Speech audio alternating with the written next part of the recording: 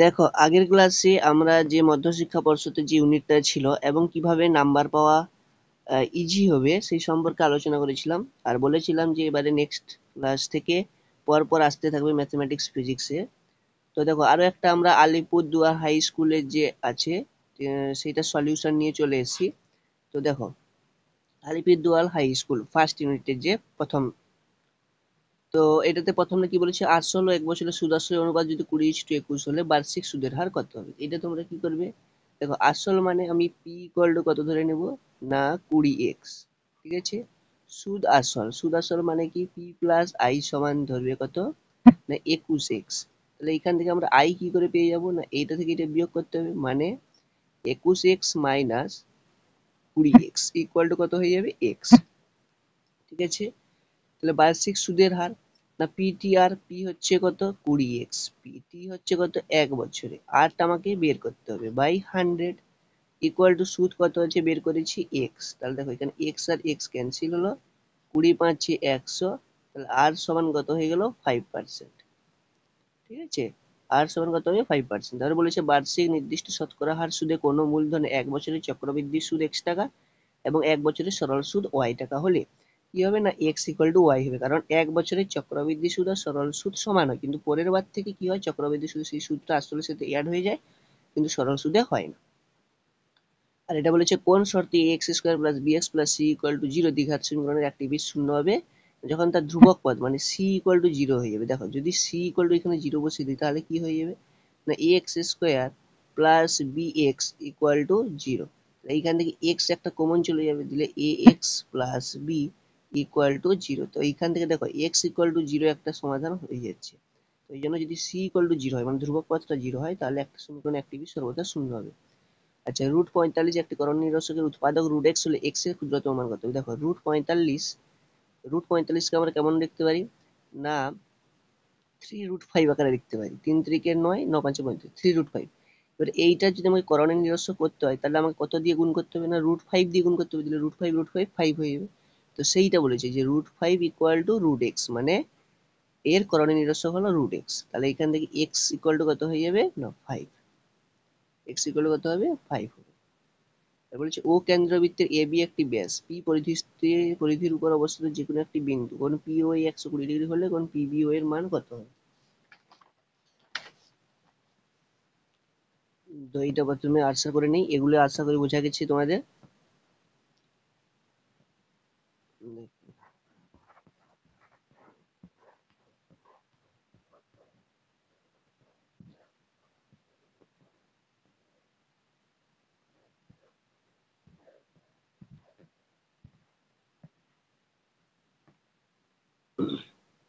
চলো এবারে নেক্সট বলেছে ও কেন্দ্রীয় বৃত্ত, আমি একটা বৃত্ত অঙ্কন করব।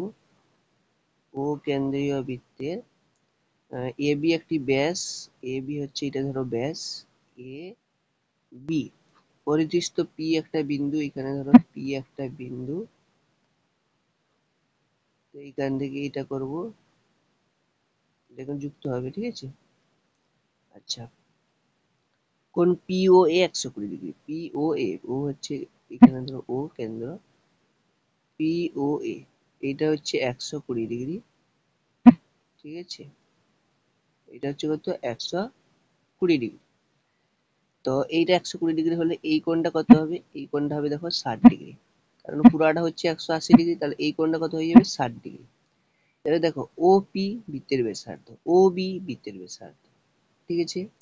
তাহলে ও পি আর ও বি যদি বৃত্তের ব্যাসার্ধ হয় তাহলে এই কোণটা আর এই কোণটা কি হবে সমান হতে হবে, একটা সমদ্বিবাহু ত্রিভুজ ও বি সমান ওপি, ও বি সমান ওপি।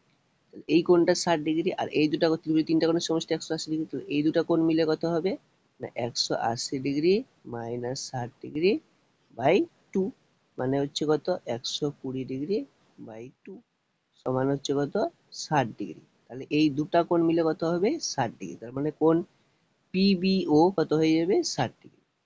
পাশের চিত্রে ও কেন্দ্রীয় বৃত্তে কেন্দ্রে এবং এবি ব্যাস এবিসিডি বৃত্তস্থ চতুর্ভুজ কোণ এডিসি 120 ডিগ্রি কোণ বিএসি এর মান কত। এখানে কি বলেছে দেখো না এইটা হচ্ছে একটা ও কেন্দ্রীয় বৃত্তের এবি হচ্ছে ব্যাস, এটা হচ্ছে এ এটা হচ্ছে বি, এটা হচ্ছে ও। এইখান থেকে এ ডি আছে, ডি সি আছে, সি থেকে আমরা বি তে, এটা হচ্ছে ডি, এটা হচ্ছে সি। এখান থেকে এইটা অঙ্কন করব। এইটা দেওয়া আছে আমার কত, 120 ডিগ্রি। আচ্ছা দেখো, এইটা যদি 120 হয়, আমরা কি জানি, বৃত্তস্থ চতুর্ভুজের বিপরীত কোণগুলি পরস্পরের সম্পূরক। এইটা যদি 120 হয়, এইটা যুক্ত এটা সমান 180 ডিগ্রি হয়, তাহলে এই কোণটা কত হয়ে যাবে, 60 ডিগ্রি। আচ্ছা এখানে দেখো এ সি বি, এটা হচ্ছে অর্ধবৃত্তস্থ কোণ সমকোণ, এটা লিখে করে এটা তাহলে কত হয়ে গেল, 90 ডিগ্রি। তাহলে এটা 90 ডিগ্রি, এটা 60 ডিগ্রি, তাহলে ত্রিভুজের তিনটা কোণের সমষ্টি 180 ডিগ্রি। তাহলে 180 থেকে এটা দুটো যোগ করে বিয়োগ করতে হবে, 90 এর কত হচ্ছে 150, মানে 180 থেকে বিয়োগ করে এটা হয়ে গেল কত, 30 ডিগ্রি। তাহলে কোণ বিএসসি এর মান কত হয়ে যাবে, 30 ডিগ্রি। ঠিক আছে। এবার দুইয়ের দিকে রেখাটা কি বলেছে দেখো, 10% হার সুদে কত বছরে আসল ও সুদের অনুপাত দিতে হবে। তাহলে কি রকম, আসল সমান কি ধরবে, 3x, সুদ সমান কি ধরবে, 2x। তাহলে আমরা জানি পিটিআর বাই 100, পি টি আছে আমাকে বের করতে হবে, আর হচ্ছে 10/100, তখন সুদ কত, না 2x। x আর x ক্যান্সেল করবো, 10×10 = 100। তাহলে এখানে t ইকুয়াল টু কত হয়ে যাচ্ছে, 10 দুগুণে 20/3, তাহলে 3×6 = 18, 6×2=3 বছর। ঠিক আছে, 6×2=3 বছর। এবারে নেক্সট দেখো,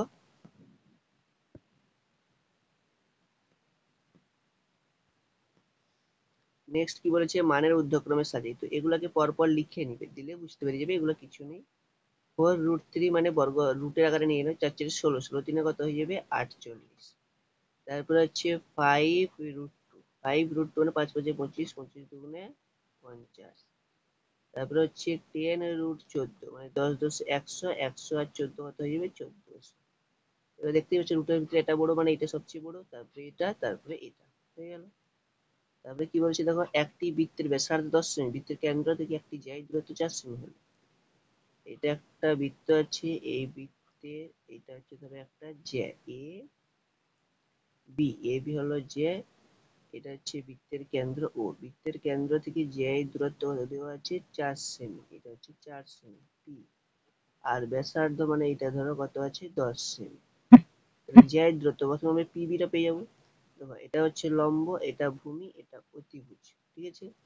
তাহলে বিপি সমান কি হবে, না √10 স্কোয়ার মাইনাস 4 স্কোয়ার, মানে 10 10 100 মাইনাস 16 সমান, এখানে করছি দেখো সমান কত হবে, √84। √84 মানে 2√21। আচ্ছা তাহলে পিবি, তাহলে এবি এর মান কত হয়ে যাবে, না এবি মানে পুরো ব্যয়ের মান 2 গুণিত 2√21, মানে 2 দুগুণে 4 √21। এইটা হয়ে গেল কি, বিন্দু থেকে জ্যায়ের দৈর্ঘ্য। ঠিক আছে। আচ্ছা, আশা করি এটা বোঝা গেছে। এবারে দেখো, আমি কারসারটা করে নিই, দিলে বাকিগুলো করছি। আর লং কোশ্চেন গুলা যেগুলো আছে ওগুলো আমরা কি করব, আমি একটু এটা দেখিয়ে দেবো, যেমন আগেরটাই দেখিয়ে দিয়েছি, ক্যালকুলেশনটা তোমরা করবে। তার মধ্যেও যদি কেউ না পারো, আমি বলেছি তো কমেন্টে জানাবে, আমি কি করব সেটাকে করে পোস্ট করে দেবো। ঠিক আছে, নাহলে 1 ঘন্টা করে ভিডিও হবে একটা স্কুল।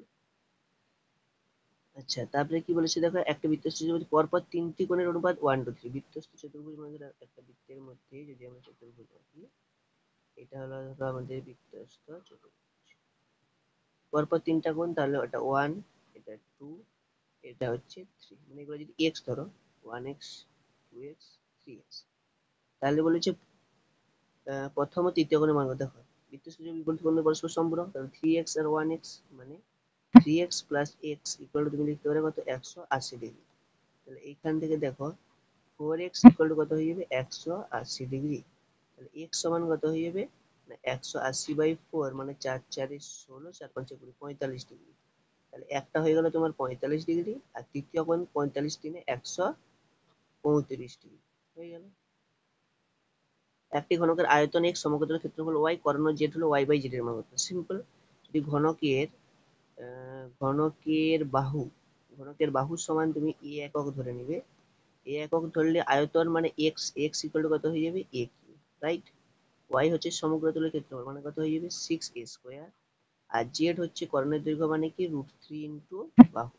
তাহলে আমাকে বের করতে বলেছে y by z equal to y সমান কত আছে, 6a² বাই জেড হচ্ছে কত, √3a। এ দ্বারা a স্কোয়ার কে কাটবো, এ থাকবে।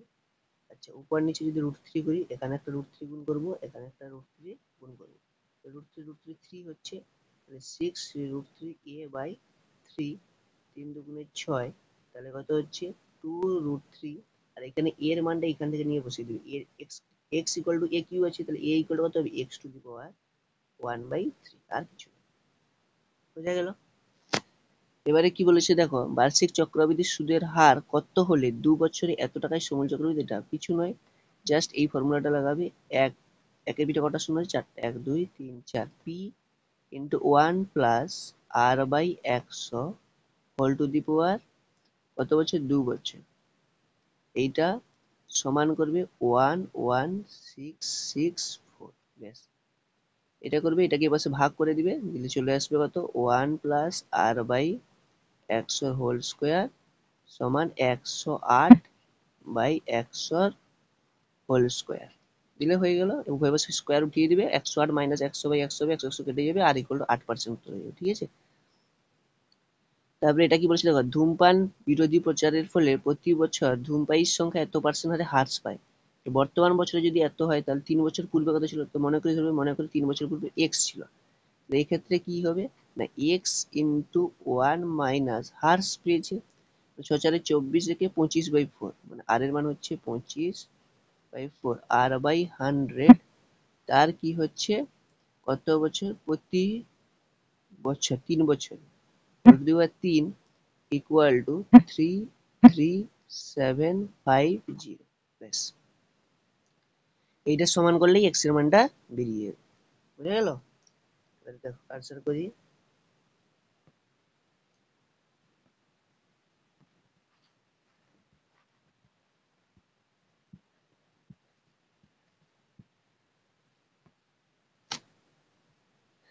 এবারে দেখো এই সমাধানটা পুরো তোমাদের বইয়ে আছে, করবাবো না।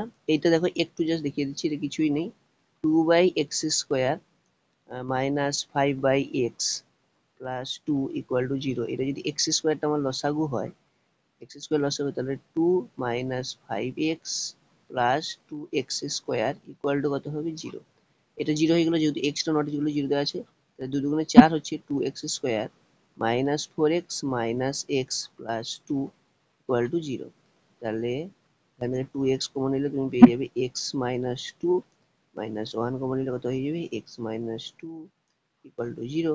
তাহলে এখান থেকে x মাইনাস 2 সমান 0 হবে, 2x মাইনাস 1 সমান 0 হবে, x সমান কত হবে, হাফ, আর এখানে x সমান 2।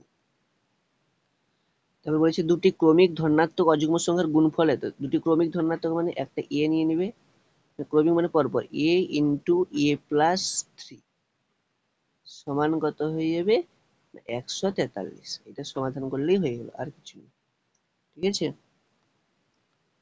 কলমের মূল্য প্রতি ডজন 6 টাকা কমলে 30 টাকা 3টি কলম বেশি পাওয়া যাবে, এটা আগেরটাই করেছি অথবাটায়।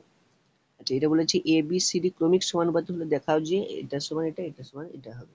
এটা এ বি সি ক্রমিক সমানুপাতি মানে কি, দেখো a by b equal to b by c, এটাও বই আছে, একটু জাস্ট বলে দিচ্ছি, b by c equal to c by d, এটা সমান কে ধরে নিই। তাহলে এ সমান কত হবে, বি কে, বি সমান কত হবে, সি কে, আচ্ছা সি সমান কত হবে, ডি কে। এপাশে বসাবে সি সমান ডি কে, বসালে ডি কে স্কোয়ার, এখানে বসালে বি সমান বসালে ডি কে কিউ, হলো। এবারে এই পাশে সবগুলোকে ডি ফরম্যাটে নিয়ে চলে আসবে, এর মান বসিয়ে দিবে, বির মান বসিয়ে দিবে, সির মান বসিয়ে দিবে, ডি ফরম্যাটে চলে এলো, ঠিক আছে। দিয়ে এটাও বি আর সির মান বসিয়ে ডি ফরম্যাটে, বাম পক্ষ সমান ডান পক্ষ সমান হয়ে যাবে, ঠিক আছে।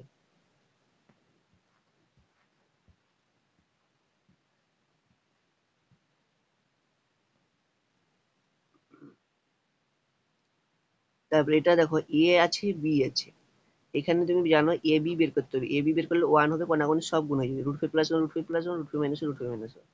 এবারে তুমি যে কোনো একটা বের করো, হয় এ মাইনাস বি অথবা এ প্লাস বি, আমি ধরো এ প্লাস বি বের করলাম, ঠিক আছে। এ প্লাস বি বের করলে কত হবে দেখো না, লসাগু কত হবে, আমি ডাইরেক্ট করছি, লসাগু হবে কত √5 - 1, আর কত হবে না √5 + 1, তাহলে এটা হয়ে যাবে কত √5 + 1 এর হোল স্কোয়ার প্লাস √5 - 1 এর whole square, a plus b whole square plus a minus b whole square কত হবে 2 × a² + b² মানে 5 + 1, আর নিচে হয়ে যাবে a² - b² মানে 5 - 1, তাহলে 5 × 6, 6 × 2 = 12/4 সমান 4 × 3 = 12, এটা হচ্ছে তো 2 × a², a plus b whole square plus a minus b whole square মানে স্কোয়ার প্লাস 2ab, আর স্কোয়ার মাইনাস প্লাস কাটবে 2 × a² + b², ঠিক আছে, মানে √5 হচ্ছে 5 1, 5 × 6 = 12, 5 - 1 4, 4 × 3 = 12, a প্লাস বি 3 হচ্ছে, তাহলে এইটাকে তোমাকে সাজাতে হবে, কেমন করে সাজাবে দেখো 5a² এটা লিখে দেবে -10ab, ঠিক আছে, প্লাস 5b² মাইনাস আমাকে করতে হবে কত দেখো -3ab করতে হবে, তাহলে প্লাস 7ab দিয়ে দেবো, ঠিক আছে, প্লাস কত দিয়ে দেবো 7ab,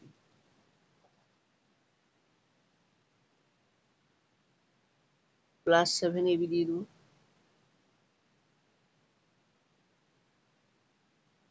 না এটাকে ধরো তুমি প্লাসের সূত্র করতে হবে, প্লাসে a প্লাস বি বের করেছি, এটা প্লাস করতে হবে প্লাস 10ab, তাহলে এটাকে লিখতে হবে -13ab, ঠিক আছে, ওকে, -13ab দিলে প্লাস 10 থেকে 13 বিয়োগ করলে 3ab, ঠিক আছে, এবার এইখান থেকে যদি দেখো 5 কমন নিই তাহলে কত হচ্ছে a² + 2ab + b² -13,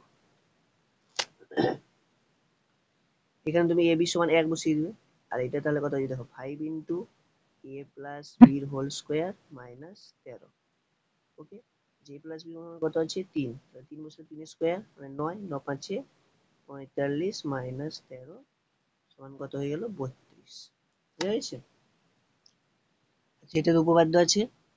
এবারে এটা কি বলেছে দেখো, একটি আয়তঘনকের কর্ণ হচ্ছে 15√2, দৈর্ঘ্য প্রস্থ উচ্চতা কত হচ্ছে, তাহলে দেখো দৈর্ঘ্য যদি আমি ধরি 4x, প্রস্থ যদি ধরি 3x, আর উচ্চতা হচ্ছে 5x, তাহলে কর্ণ সমান কি হয় দৈর্ঘ্য স্কয়ার প্লাস প্রস্থ স্কয়ার প্লাস উচ্চতা স্কয়ার, দৈর্ঘ্য স্কয়ার মানে 4 4 16x² plus 3 3 9x² plus 5 5 25x² সমান কত দেওয়া আছে, কর্ণের দৈর্ঘ্য কত দেওয়া আছে 15√2, রাইট, 15√2, প্রথমে তুমি দৈর্ঘ্য ধরে নিলে 4x, প্রস্থ 3x, আর উচ্চতা 5x মিটার, তাহলে কর্ণ সমান আমরা কি জানি দৈর্ঘ্য স্কয়ার প্লাস প্রস্থ স্কয়ার প্লাস উচ্চতা স্কয়ার, তাহলে এখানে x² কমন নিলে x টা বাইরে বেরিয়ে যাবে, রুটের ভিতরে কত হবে 16 9 25 25 50 সমান কত হবে 15√2, তাহলে এইটা আবার দেখো x × 50 মানে কত হবে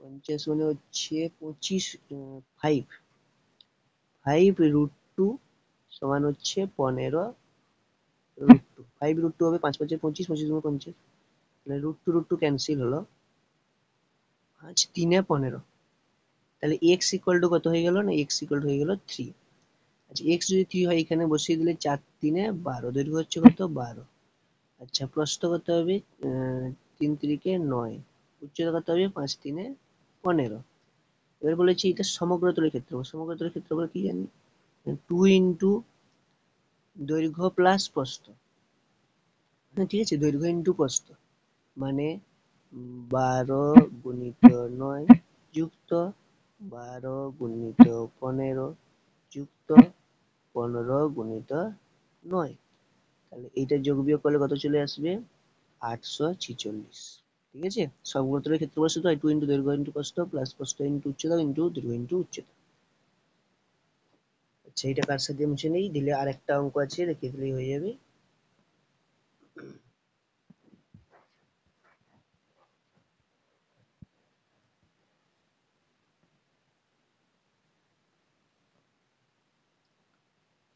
এবার কি বলেছে দেখো, একটি লম্ব বৃত্তের সঙ্গে ব্যাসার্ধ 10% বৃদ্ধি ও উচ্চতা 10% হ্রাস পেলে চোঙটির আয়তন শতকরা কত হ্রাস বৃদ্ধি হবে, তো প্রথম কথা হচ্ছে চোঙের আয়তন কত হয় πr² h, ঠিক আছে, আচ্ছা 10% বৃদ্ধি মানে কত হবে r + r × 10/100, 0 0 কাটবে 10 আর প্লাস n মানে 11r/10, এইটা হবে, আচ্ছা, উচ্চতা 10% হার্টস মানে h মাইনাস h ইন্টু 10/100।